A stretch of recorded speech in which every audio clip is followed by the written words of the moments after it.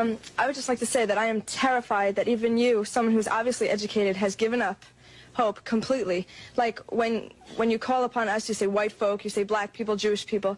Why can't we come together? We obviously can come together. We just have to find a way to do it.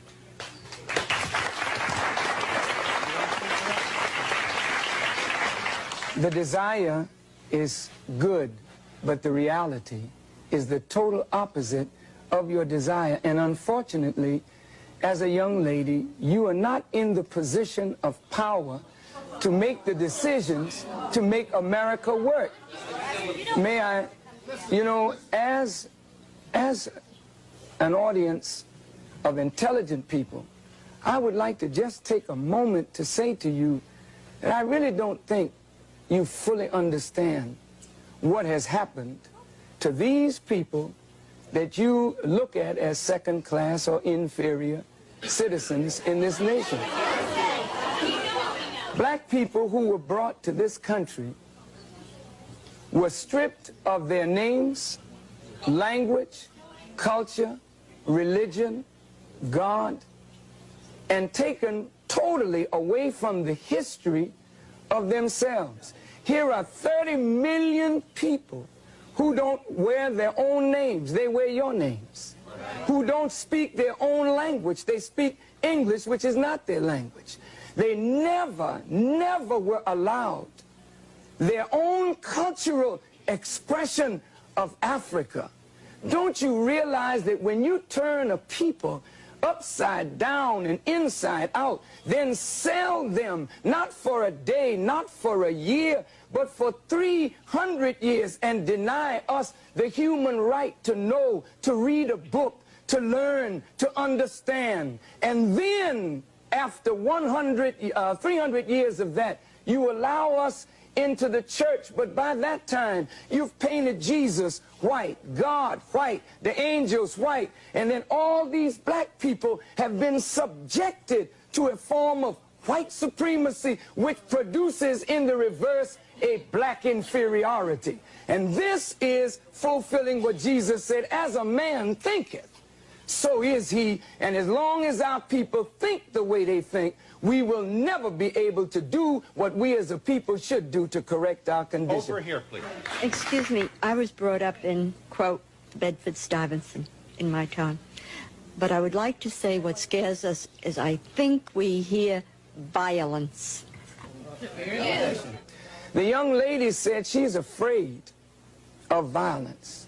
And isn't it sad that we who have been the victims of so much violence, now whites fear violence from us? We do not have a history of killing white people. White people have a history of killing us. See? And what you fear, may I say this, sir?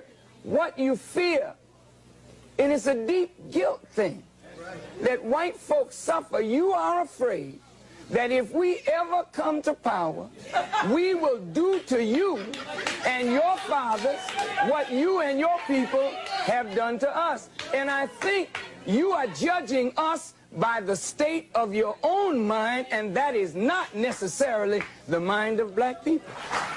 Okay, I've been listening in this corner right here, and I've heard a whole lot of negative things from the white people here. When you were trying to explain yourself, the white people don't want to hear you explain yourself. They drown you out. They start already trying to drown you out and talk over you. There's a certain amount of white arrogance here, and they don't want to listen to what black people are saying. They don't understand because they don't want to understand. I've heard a woman here say, go back to Africa. Somebody said, we have a black holiday. What does that mean? So what does that mean? He did not say that. He said, if we have a choice, what some of us can go and some of us can stay. But there's no understanding in here. People are just trying to talk. To those arrogant persons, you know,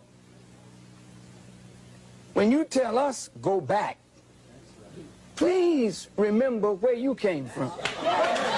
And when you want to relegate somebody to a specific place, just remember what your origin is in this world. Please, I'm not trying to be disrespectful, but I want you to understand that you, wherever you are on the earth, you are not a native anywhere. You came there and took it from the native people who are there. So please don't talk about going back, because if others talk to you about that, where would you go? I agree with you. Someone said we don't agree with you. I agree with you that we live in a racist society. But just as I'm racist, some of you are being racist in the fact that you're calling me a white folk. I realize that things that I have, things that I have, I realize most of them I may have gotten because I'm white, and I am privileged because I'm white. But I do feel guilty. There are feelings of guilt from being white, and I realize that. But you're building walls. We build walls this high. We're separated right now. The white people are on this side, and the black people are on that side. No, I mean, I feel that you are prejudiced towards white people. Yeah, it becomes apparent more and more as we listen to each other and try to talk to each other that we don't perceive reality the same. And as we're talking about either reconciling differences or separating, it becomes clear that if two people are looking at the same thing and perceiving it so differently, then the two people are operating under a different stimulus.